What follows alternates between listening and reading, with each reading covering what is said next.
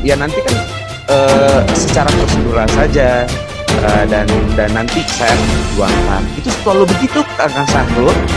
Yang ada akhirnya kita tidak dapat izin karena masyarakat di sekitarnya. Bayangkan kalau misalnya ada wilayah Taman Koko Indah itu nggak ada gereja, mereka harus ada di rumah-rumahnya melakukan ibadah.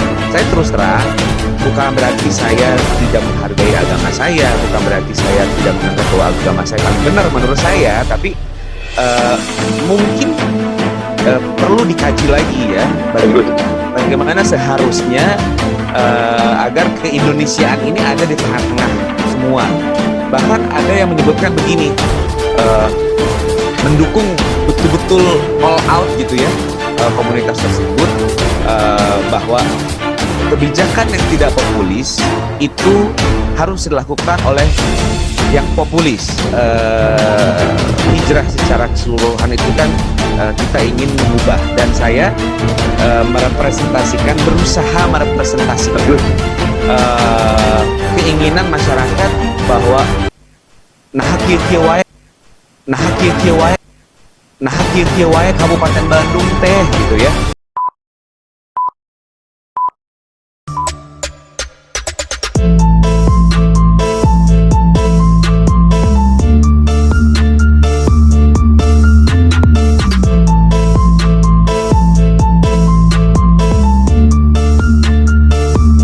Terima kasih, saya sudah diundang di acara yang luar biasa ini mengenai hijrah ini ya.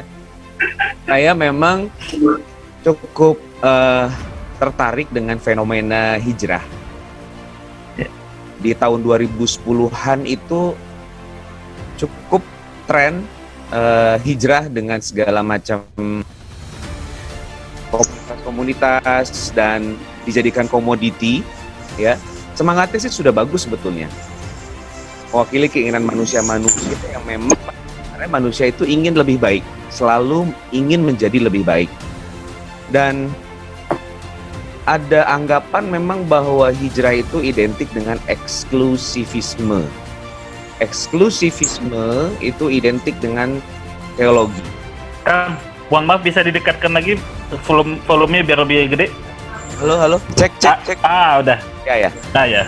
Iya, jadi eksklusivisme itu identik dengan teologi, dan permasalahan terjadi saat ini adalah ini cukup membuat potensi radikalisme dan intoleransi di Indonesia, yang dimana Indonesia adalah negara pluralisme, dan kita tahu sejak lama, saya dari kecil sudah diajarkan Bhinneka Tunggal Ika dan lain sebagainya, yang seharusnya ini tumbuh di kalangan kita. Saya ingin sedikit saja sih sebetulnya menambahkan dari sisi saya, dari sisi keartisan.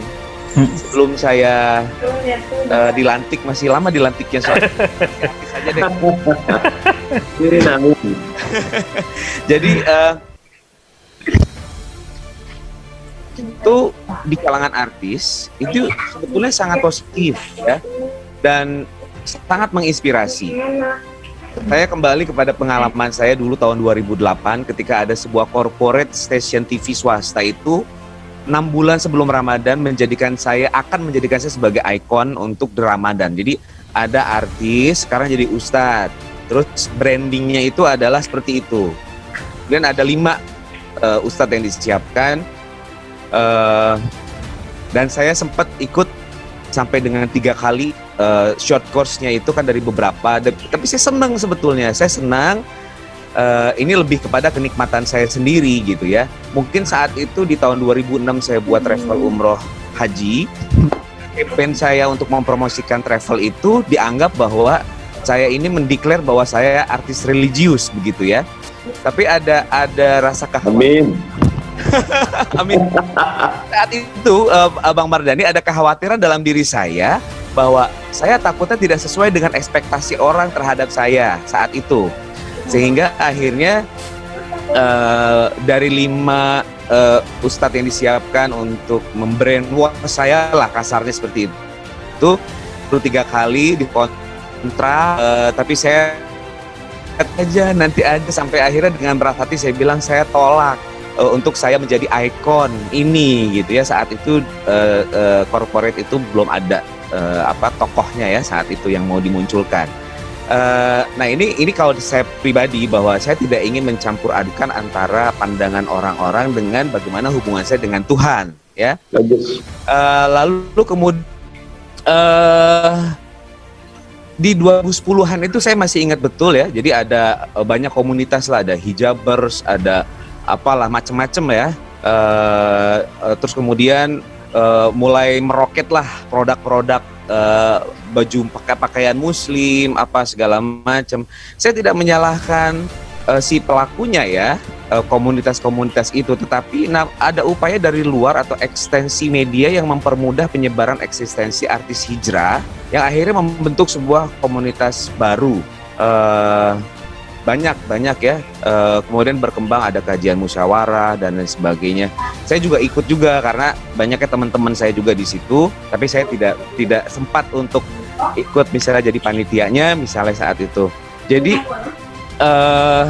adanya kecenderungan hijrah itu yang dipopulerkan oleh para artis saat itu diidentifikasi oleh media atau pihak yang berkepentingan atau produser dalam eksploitasinya, bukan pada niat dari para artisnya sebetulnya, sehingga mereka juga bingung, bahkan sampai dimanfaatkan untuk politik. Saya bukan menyindir Bang dari Ali ya. Naon kan, naon. Sanes. Jadi ya, hijrah itu akhirnya menjadikan agama itu menjadi objek ya. Tapi sekali lagi itu bukan pada pelakunya, tapi situasi ya. Akhirnya mereka terjebak. Tapi banyak juga Bang yang memang murni ingin berhijrah ya, dan pada saat media mengungkapkan itu, jadikan itu sebagai media dakwahnya. Namun ada juga yang tergabung dalam kelompok hijrah yang kemudian berinovasi untuk tetap mempertahankan eksistensi mereka di ranah publik dan bahkan dimanfaatkan untuk hal-hal lainnya. Itu sebetulnya fenomena yang terjadi di masyarakat. Jadi kalau bicara secara umumnya, yang terjadi saat ini, hijrah itu bukan pada esensinya untuk memperbaiki bangsa ini. Saya sebagai calon kepala daerah, karena belum dilantik Bang Mardhani. Amin. Saya melihat sebetulnya karena jadi peluang tuh, implementasi keren itu. Iya Bang, jadi di Kabupaten Bandung ini kan sangat kental. Jadi kami diuntungkan dengan pasangan dua-duanya laki-laki. Rasanya belum siap atau bahkan memang menolak masyarakat untuk menjadikan perempuan itu sebagai pemimpinnya di samping faktor-faktor lainnya. Jadi itu memang sangat kental sekali, dan pemimpin-pemimpin yang ada, tidak semua, tapi menurut saya ada yang akhirnya memanfaatkan kelemahan-kelemahan itu, tidak mencerdaskan masyarakat, mencari yang ya shortcutnya, bahwa bagaimana masyarakat kembali memilih dia, tidak dikondisikan bagaimana kepentingan semua pihak gitu ya. Misalnya waktu pas saya mencalonkan itu ada yang dari komunitas Batak, komunitas Chinese, non Muslim yang lainnya yang ingin seperti ngelendot gitu sama saya, ingin ada harapan bahwa mereka itu bisa terwakili gitu. Bagus. Jadi representasi dari mereka. Saya bilang kenapa? Ya nanti kan secara prosedural saja, dan nanti saya akan perjuangkan. Itu selalu begitu Kang Sahrul. Yang ada akhirnya kita tidak dapat izin karena masyarakat di sekitarnya. Bayangkan kalau misalnya ada satu wilayah Taman Kopo Indah itu nggak ada gereja, mereka harus ada di rumah-rumahnya melakukan ibadah. Saya terus terang, bukan berarti saya tidak menghargai agama saya, bukan berarti saya tidak menganggap bahwa agama saya paling benar menurut saya, tapi mungkin perlu dikaji lagi ya bagaimana seharusnya agar keindonesiaan ini ada di tengah-tengah semua. Bahkan ada yang menyebutkan begini, mendukung betul-betul all out gitu ya komunitas tersebut, bahwa kebijakan yang tidak populis itu harus dilakukan oleh yang populis. Tangan Anda kami berharap. Saya bilang, waduh, ini Keren. ya, bagaimana ini gitu kan ya? Saya tidak mengiyakan, saya juga tidak bilang tidak. Saya bilang tentunya pemerintah itu harus bisa mengakomodir semua pihak. Saya menyampaikan bahwa saya juga kesini. Saya bukan orang asli Kabupaten Bandung, namun pada saat awalnya ingin ada perubahan. Ini kembali lagi kepada hijrah ini ya, perubahan. Tentu saya juga akan melakukan sesuatu yang terbaik untuk warga Kabupaten Bandung.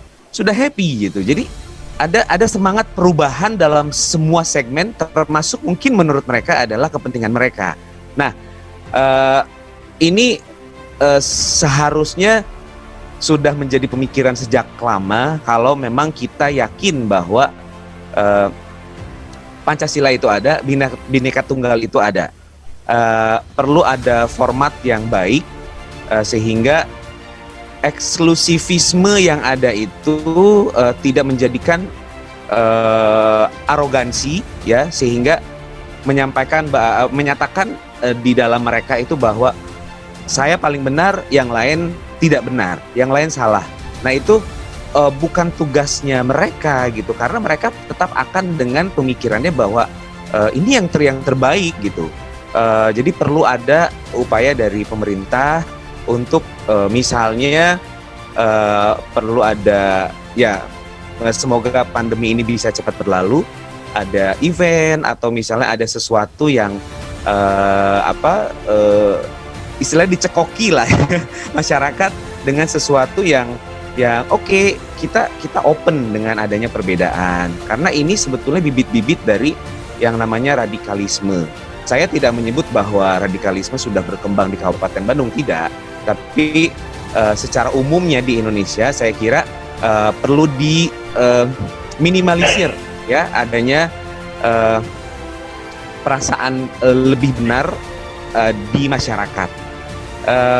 Mungkin itu ya Bang Mardhani, dan saya kira hijrah secara keseluruhan itu kan kita ingin mengubah, dan saya berusaha merepresentasikan keinginan masyarakat bahwa nah kieu wae Kabupaten Bandung teh gitu ya. Jadi Bang Mardhani, saya pun sebetulnya ingin seperti Bang Mardhani ada di legislatif, saya ingin mewakili. Mangga, siap.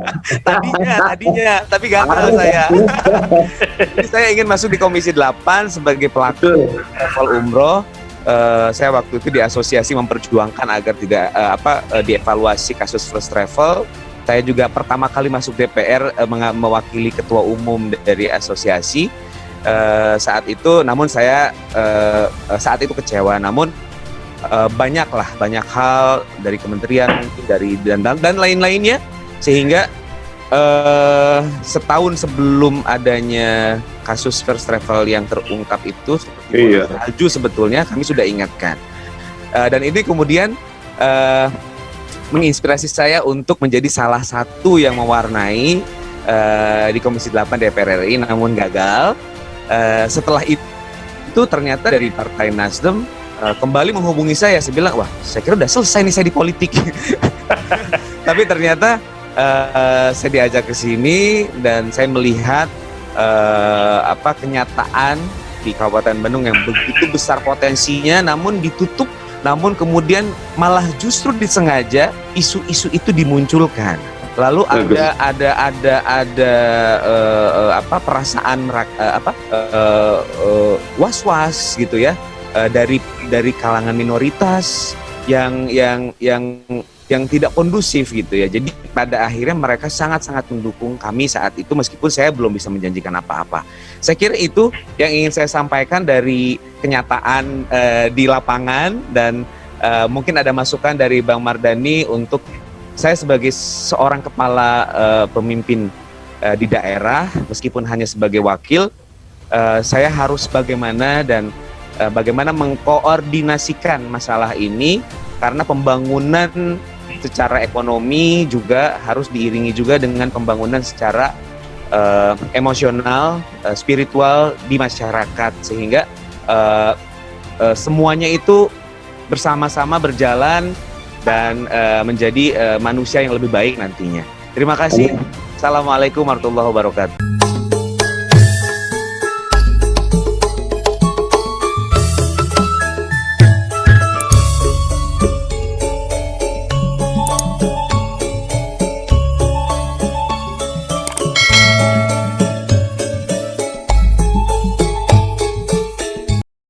Kang Sahrul dipersilakan untuk closing statement. Nah, ini kita belajar untuk menjadi leaders yang baik ya. Ada satu yang memang itu mungkin sudah ini ya, sudah mungkin tahu juga semuanya, bahwa Rasulullah pernah menyampaikan bahwa tasarruful imam ala ru'yah manutum di maslahat. Jadi kebijakan seorang pemimpin itu adalah bagaimana untuk maslahat. Maslahat itu untuk siapa sih? Untuk satu komunitas atau untuk semuanya? Saya kira kita sudah memahami bahwa kita harus menghargai satu sama lain. Dan tadi cukup menarik tadi mengenai politik etika. Ya, Indonesia harus berpolitik etika. Dan yang selalu menggelitik saya ini adalah Bang Rocky Gerung. Saya fans beliau ini ya. Kalimat-kalimat yang diucapkan luar biasa ya.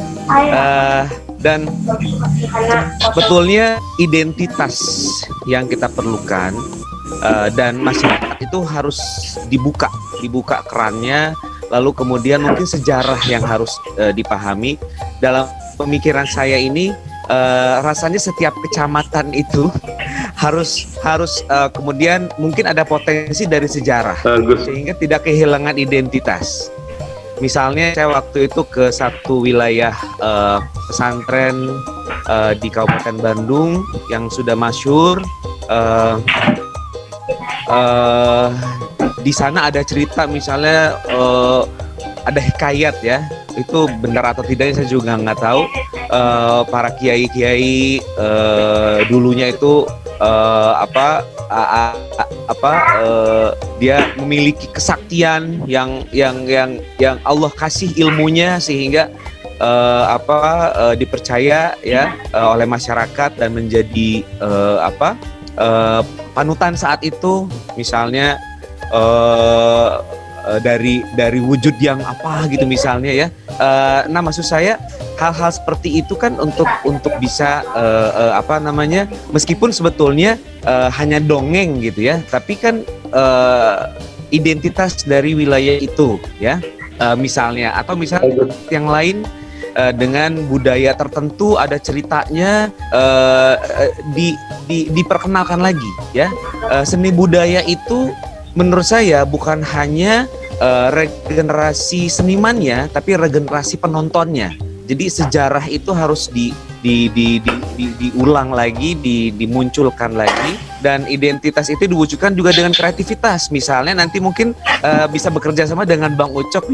Saya setelah mungkin nanti pandemi usai, dengan festival Muharram, Isra Miraj, Ramadan, dan dimunculkan Islam yang 98% di Kabupaten Bandung ini dengan sesuatu yang memang menjadi identitas mereka. Jangan hal-hal yang bisa menggesek rasa persatuan itu yang sudah dimunculkan hanya ingin melanggengkan kekuasaan.